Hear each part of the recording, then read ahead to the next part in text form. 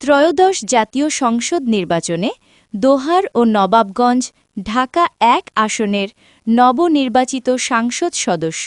ও ঢাকা জেলা বিএনপির সভাপতি খন্দকার আবু আশফাককে ফুলের শুভেচ্ছা জানান দোহার উপজেলার রাইপাড়া ইউনিয়ন বিএনপি ও বিএনপির সহযোগী অঙ্গ সংগঠনের নেতাকর্মীরা। শনিবার ১৪ ফেব্রুয়ারি বিকেলে নবাবগঞ্জ উপজেলার কলাকোপা এলাকায় খন্দকার আবু আশফাকের নিজ বাড়িতে এ ফুলেল শুভেচ্ছা বিনিময় করেন। এ সময় দলে দলে নেতাকর্মীরা ফুলেল শুভেচ্ছা ও কুশল বিনিময় করতে খন্দকার আবু আশফাকের বাড়িতে একত্রিত হন নেতাকর্মীরা।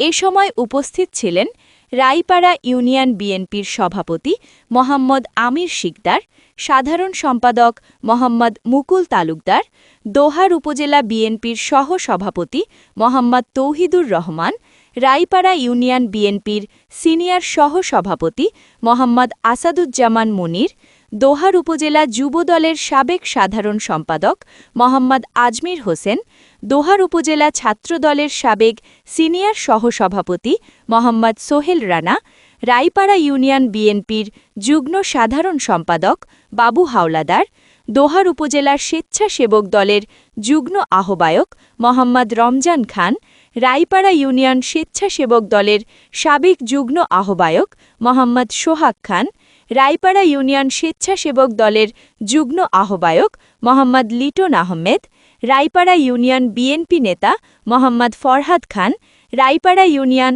২ নং ওয়ার্ড বিএনপি নেতা মোহাম্মদ আব্দুস সালাম শাকিল, দোহার উপজেলা বিএনপি নেতা মোহাম্মদ নূর আলম, দোহার উপজেলা বিএনপি নেতা মোহাম্মদ রমজান মোল্লা, বিএনপি নেতা মোহাম্মদ লুনা, মোহাম্মদ মুকুল খান, মোহাম্মদ মোবারক খান, মোহাম্মদ সাব্বির হোসেন, মোহাম্মদ মাসুদ রানাসহ আরও অনেকে।